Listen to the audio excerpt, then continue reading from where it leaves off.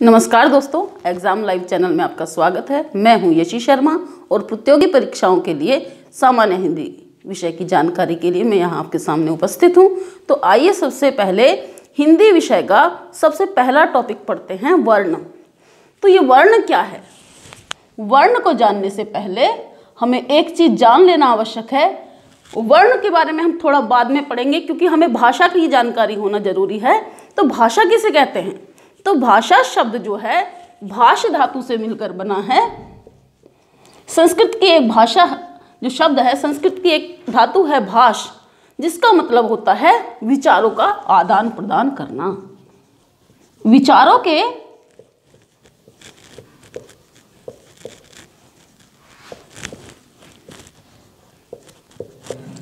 के आदान प्रदान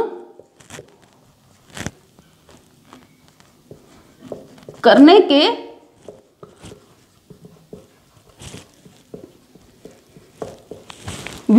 आदान प्रदान करने के अर्थ में भाष धातु का प्रयोग किया जाता है। तो भाषा शब्द का क्या मतलब हुआ? वह साधन जिससे हम विचारों का आदान प्रदान करते हैं, वह साधन है भाषा। वह साधन है जिससे हम अपने विचारों का आदान प्रदान करते हैं। तो आप जान लीजिए कि भाषा, आप जानते ही होंगे, भाषा दो तरह से कही जाती है। एक तो लिखित भाषा, एक मौखिक भाषा। आप सामान्य अर्थ में मान सकते हैं कि पहले तीन कही जाती थी, लिखित, मौखिक और सांकेतिक। लेकिन मुख्यतः भाषा का डिवीजन जो है दो रूपों में किया जाता है, लिखित भाषा और मौखिक भाषा। लिखित भाषा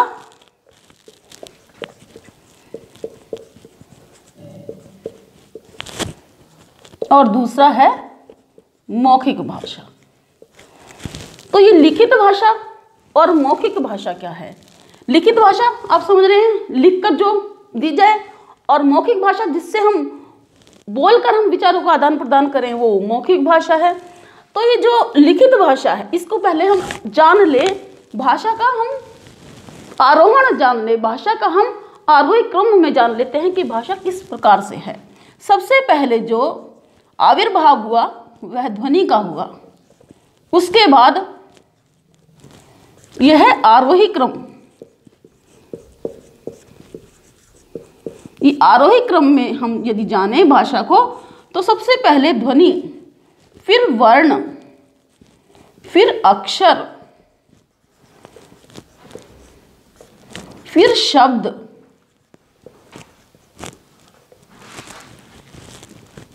फिर वाक्य आता है। आरोही क्रम में यदि देखें तो सबसे पहले ध्वनि, फिर वर्ण, फिर अक्षर, शब्द और वाक्य आता है। उसके बाद में यदि अब हमको देख लेना है कि जो आरोही क्रम में हमने देखा कि ये ध्वनि, वर्ण, अक्षर और वाक्य के बारे में, अब हमें एक चीज और देखनी है कि ये ध्वनि क्या है। ध्वनि के बारे में हम देख लें कि मौखिक भाषा का ही एक रूप है।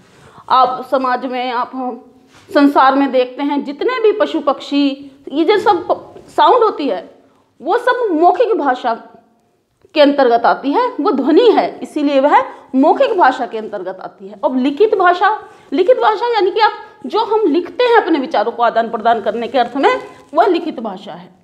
तो अब इतना जानने के बाद हम जानते हैं, इतना हमने जान लिया है, अब हम जानते हैं वर्ण। वर्ण क्या है?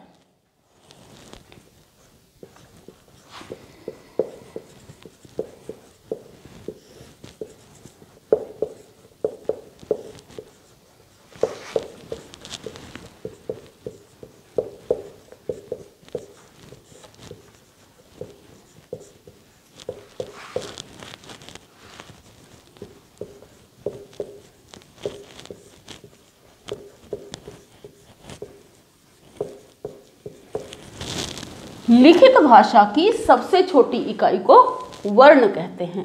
ये जान लीजिए कि लिखित भाषा की, ना कि मौखिक भाषा की, ना ही सांकेतिक। अर्थात ये क्वेश्चन आता है यदि कि भाषा की, लिखित भाषा की सबसे छोटी इकाई क्या है, तब आप निशान लगाएंगे वर्ण। यदि ये कहा जाए कि मौखिक भाषा की सबसे छोटी इकाई क्या है, तो वह क्या है? मौखिक भाषा की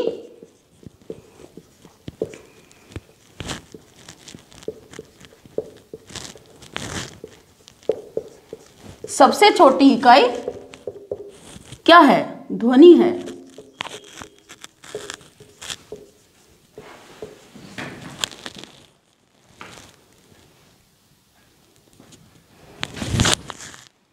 सॉरी, ध्वनि नहीं, अक्षर।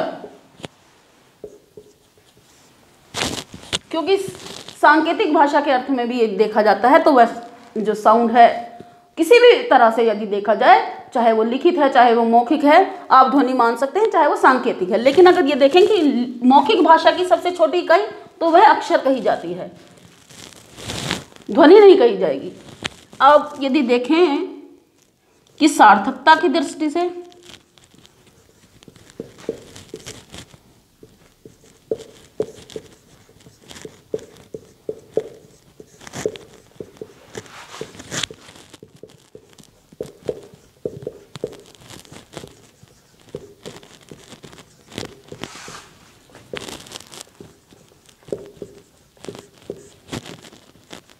वह है शब्द। सार्थकता की दृष्टि से यदि देखें तो वह सबसे छोटी इकाई शब्द है। और व्याकरण की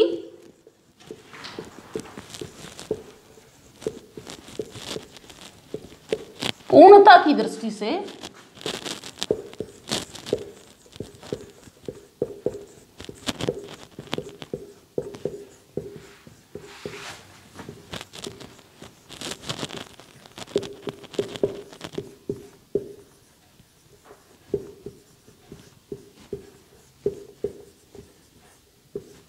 वाक्य है।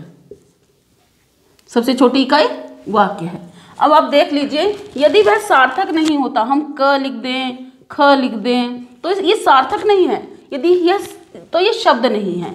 किंतु यदि हम ऐसे करके लिख देते हैं क म ल, तो ये जो शब्द बना है, क्योंकि ये सार्थक है, ये कोई फूल का नाम है, इसीलिए यह शब्द है। सार्थकता की दृष्टि से सबसे छोटी इकाई शब्द है। और व्याकरण की पूर्णता की दृष्टि से यदि देखें तो वह सबसे छोटी इकाई वाक्य है, क्योंकि व्याकरण की दृष्टि से जब वह पूरा हो जाएगा, सबसे छोटी इकाई वाक्य है। तो इस तरह से हमने देख लिया कि भाषा की दृष्टि से कि जो सबसे छोटी इकाई है उसको क्या कहेंगे, चाहे वो सार्थकता की दृष्टि से पूछा जाए तो शब्द, व्याकरण की पूर्णता की दृष्टि से देखा जाए तो वाक्य, और यदि लिखित भाषा की दृष्टि से देखा जाए सबसे छोटी इकाई वर्ण है। मौखिक भाषा की दृष्टि से देखें तो वह अक्षर है। तो इस तरह से चारों में अगर कोई भी क्वेश्चन आता है, इस बेस पर अगर कोई क्वेश्चन आता है तो आप यही टिक करेंगे, लिखित, मौखिक, शब्द और वाक्य। ये क्रम वाइज इसी तरह से लिखा हुआ है। अब आप देखिए, वर्ण को हम दो भागों में डिवाइड करते हैं। एक तो दो भागों में कहिए, मुख्यतः तो दो भागों में करते हैं, लेकिन अगर हम पूर्ण अर्थ में देखना चाहें तो वह तीन भागों में डिवाइड होता है वर्ण। तो आइए देखते हैं।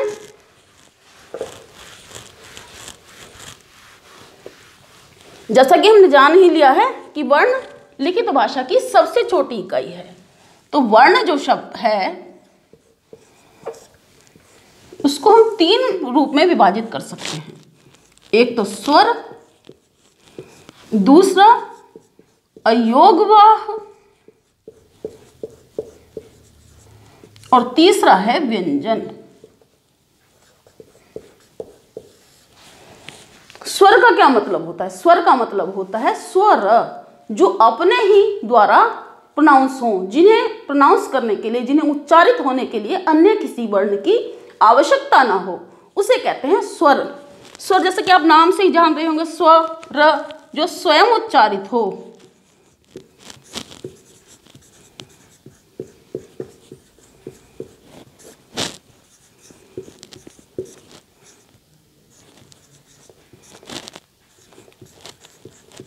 जो स्वयं उच्चारित हो वह स्वर है, जिसके उच्चारण के लिए अन्य किसी वर्ण की आवश्यकता न पड़े, उसको स्वर कहते हैं। कौन कौन से हैं आप देखते भी होंगे, अ, आ, ई, उ, ऊ,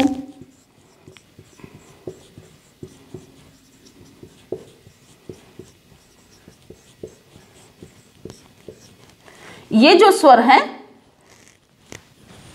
इनकी संख्या 11 कही गई है, और ये रह जाता है री से ऋषि, तो इनकी संख्या है 11। अब इनके अलावा ये जो स्वर हैं, इनके अलावा हम आते हैं इस पर अयोगवाह पर। अयोगवाह, इनका मीनिंग देख रहे हैं। अयोगवाह, आप योग का मतलब होता है जोड़, वाह का मतलब वहन करना। बिना जोड़ के जो अपना अर्थ वहन नहीं करते, अर्थात वे स्वर से जुड़े बिना किसी वर्ण से जुड़े अपने अर्थ को वहन नहीं कर सकते, पूर्ण नहीं हो सकते, उनको कहते हैं अयोगवाह। अब ये कौन कौन से हैं?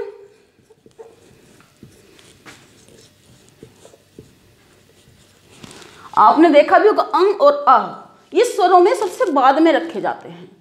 इनको कहते हैं अयोगवाह, अर्थात बिना किसी से जुड़े ये अपने अर्थ को नहीं बता सकते। आपने देखा होगा हंस, ये अगर न इनका कोई स्वयं का उच्चारण नहीं, अगर वो किसी के साथ में स्वयं न जुड़े। अब ऐसे ही देखा होगा बालकः या पुनः, तो ये जुड़े ना तो इनका कोई मतलब नहीं है, विसर्ग का कोई मीनिंग नहीं है अगर वो किसी से जुड़े ना तो इस तरह से इनको कहेंगे अयोगवाह। अब आप आ जाइए व्यंजन पर।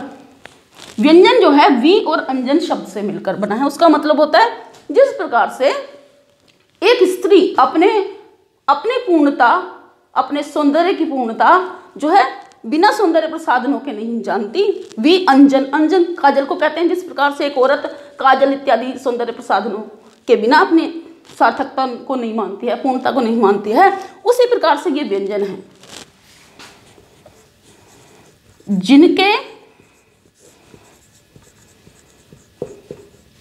जिनके उच्चारण में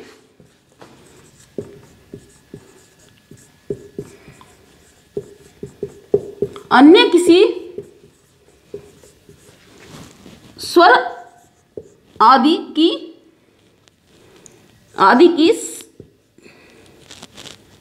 स्वर का, या कह सकते हैं स्वर की सहायता ली जाती है।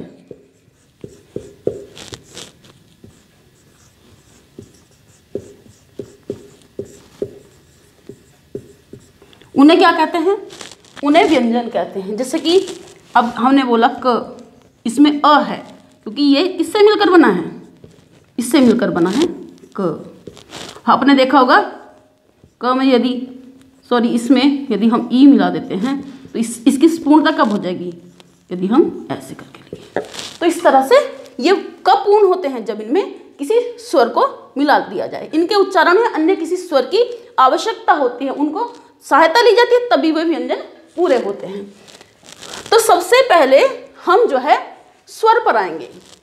स्वर को जानने से पहले मैंने जैसे कि बताया इनकी संख्या 11 है, तो अब हम इसी बात को आगे चलते हैं संख्या पर कि स्वरों की संख्या, हिंदी भाषा में स्वरों की संख्या। तो हिंदी भाषा में यदि देखे जाए, हिंदी भाषा में जो स्वरों की संख्या है, कितने हैं स्वर? मानक संख्या है 11। ये मानक संख्या है।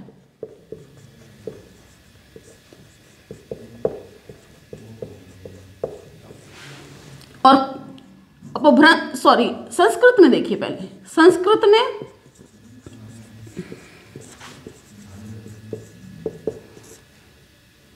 संस्कृत भाषा के स्वर कितने हैं? वो है 13। कौन कौन से? री, और जो ये री है ये वाला, ये ज्यादा है इससे। ये जो री और री है वो हिंदी में काउंट नहीं होते, इसीलिए 13 में से 11 जाते हैं। तो 13 में से 2 गए तो 11 हो गए। अब देखिए ये कितने हो गए? 13, ये 11। अगर हम आ जाते हैं अपभ्रंश भाषा में,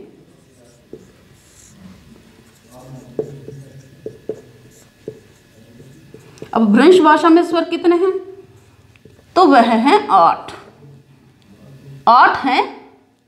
कौन कौन से नहीं हैं? एक तो ऐ और एक ये ऐ और जो औ है ये स्वर बाद में आए हैं।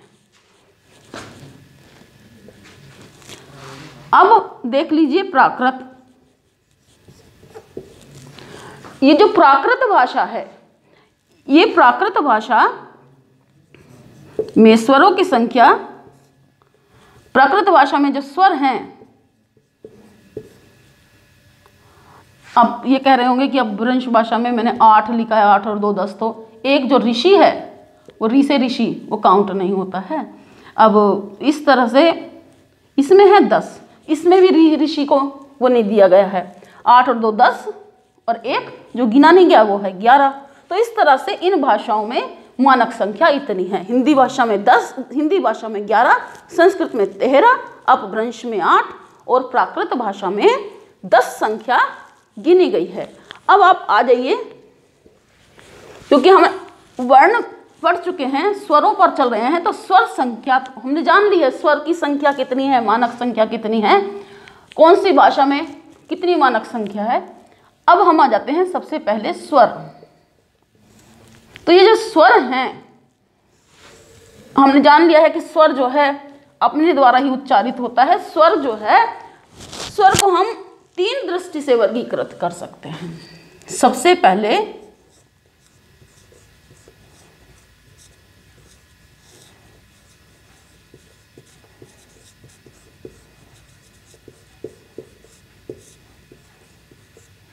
उत्पत्ति के आधार पर, दूसरा है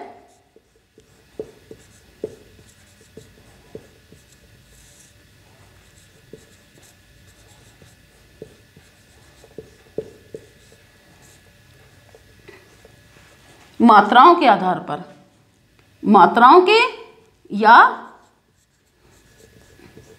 उच्चारण के, मात्राओं के या उच्चारण के आधार पर। अब और जो लास्ट में है वो है प्रयत्न के आधार पर, अर्थात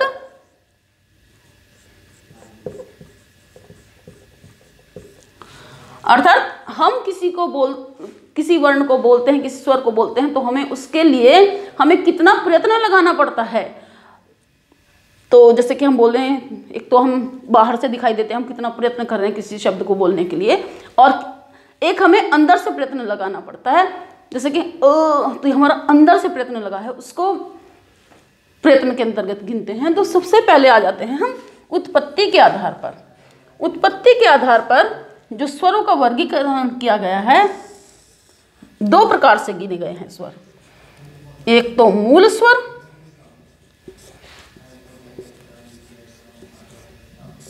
और दूसरे हैं संधि स्वर।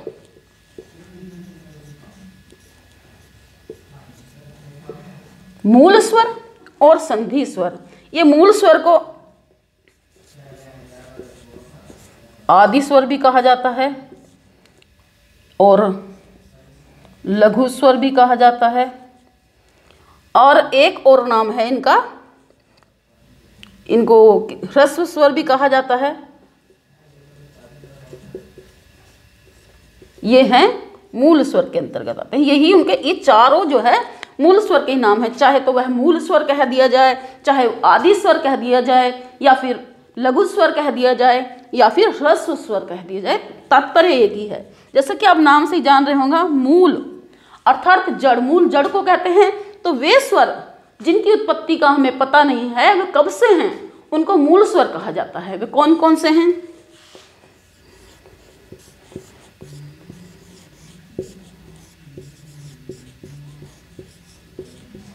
प, ई, उ और री। ये क्या हैं? ये मूल स्वर हैं। अब इनका आपको ये चारों नाम बताए हैं, तो कुछ भी आए इनमें से तो आपको यही विकल्प चुनना है। चाहे वह आदि का हमें लिखा हुआ आए विकल्प में, हमें यही चुनना है चारों में से एक। अब जैसे इस तरह से पूछ लिया जाए कि कौन सा स्वर है? लघु स्वर है, मूल स्वर है। अब जो ये संधि स्वर हैं, आप समझ रहे होंगे संधि का अर्थ होता है जोड़, 2 पदों से मिलकर बनने वाले को संधि कहते हैं। तो ये जो संधि स्वर हैं, इनको एक नाम और दिया जाता है संयुक्त स्वर।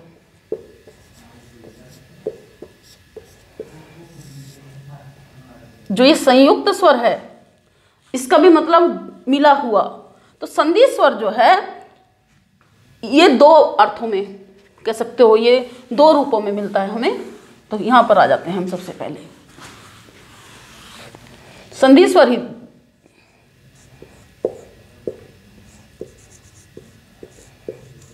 सबसे पहले संधि स्वर को जान लेते हैं। संधि स्वर किस तरह से, संधि स्वर का मतलब होता है वे जुड़कर जो बने। अब जैसे कि सबसे पहला ये इसकी कैटेगरी आती है सजातीय, और दूसरा है विजातीय। सजातीय जो अपनी ही जाति से मिलकर बने, और विजातीय अर्थात जो दूसरी जाति से मिलकर बने हों उन्हें क्या कहते हैं, विजातीय। अब देखिए जैसे कि अ, ये हो गया आ, यदि हम ई मिला दें तो क्या हो जाएगा, ई हो गया। यानी कि ये इन दोनों की जाति एक है तो उसको क्या कहेंगे, सजातीय कहेंगे। अगर हम इस तरह से कर देते हैं, ऊ के साथ में ऊ मिलाकर हम यदि बना रहे हैं तो वह क्या है, ऊ बन रहा है, तो इस तरह से क्या है, वो सजातीय हैं। अब आइए ये क्या है, और एक जैसे ये बना सकते हो आप इसको री के अंतर्गत भी मान सकते हो। तो इस तरह से जो सजातीय का मतलब होता है कि वे जो अपनी ही जाति से मिलकर बने। आप री को भी काउंट कर सकते हो इसको, यदि वो अपनी ही जाति से मिलकर बन रहा है तो वो सजातीय है। अब देख लीजिए ये है विजातीय। विजातीय का मतलब होता है अपनी ही जाति से मिलकर जो ना बने उसे कहते हैं विजातीय। विजातीय का क्या मतलब होता है, विजातीय जो दूसरी जाति से मिलकर बने। अब ये कौन से हैं, एक तो अ जमा यदि ई हो जाता है तो क्या बन जाता है, ए बन जाता है। अ यदि ए के साथ में मिल जाए तो क्या बन जाएगा, आई बन जाएगा। अ यदि ऊ के साथ में मिलता है तो वह है ओ, और यदि वो ओ के साथ मिलता है तो बनेगा औ। तो 3 ये हो गए और 4 ये हो गए, कितने हो गए हैं, 7 हो गए हैं। संधि स्वर की संख्या कितनी हो गई, 3 ये और 4 ये, कितने हो गए हैं, 7 हो गए हैं। और 4 थे आपके मूल स्वर, तो 7 और 4 11। तो संधि स्वर और मूल स्वर को गिनती में कर दिया जाए तो वह 11 संख्या हो जाती है। तो इस तरह से हो गए संधि स्वर और मूल स्वर, जो हमने उत्पत्ति के आधार पर जाने। तो उत्पत्ति के आधार पर जानने के बाद हम जो है इसका दूसरा विभाजन देखते हैं मात्राओं के आधार पर या उच्चारण के आधार पर। तो सबसे पहले हम मात्राओं के आधार पर देखेंगे, उसके बाद उच्चारण के आधार पर।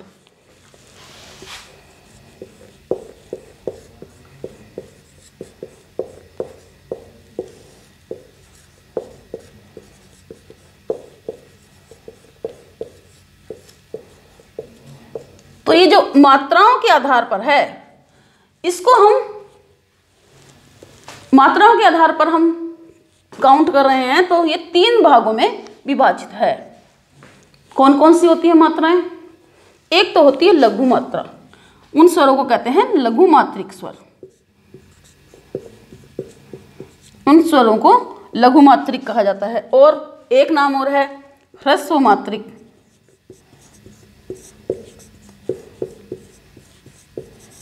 और एक नाम और है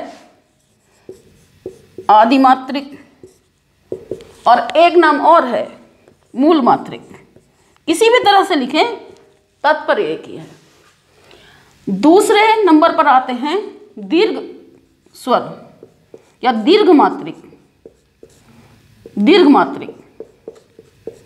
दीर्घ मात्रा वाले वो कौन से हैं, इनका नाम हो सकता है, आप गुरु मात्रिक भी कह सकते हो इनको।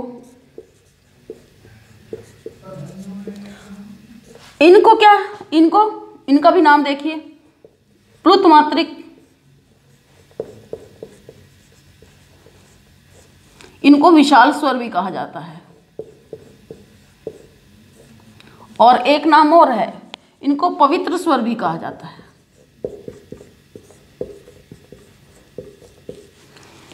तो कई नाम दिए गए हैं। यदि इस तरह से लिखा है कि ये कौन सा, ये दीर्घ मात्रिक के आपको लिखना हो, और उसकी बजाय हमने गुरु मात्रिक दे दिया है, गुरु मात्रिक स्वर गिनिए इसमें से, तो आप दीर्घ मात्रिक हैं जो वही निशान लगाएंगे।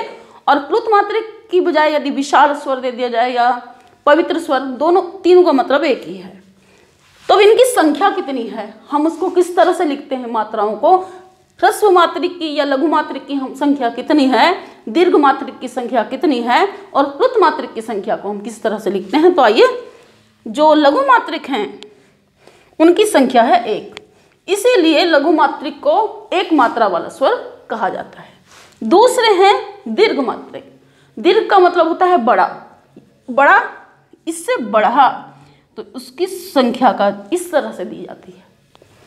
ये तो आप समझ गए होंगे, दीर्घ मात्रा 2 मात्रा वाली।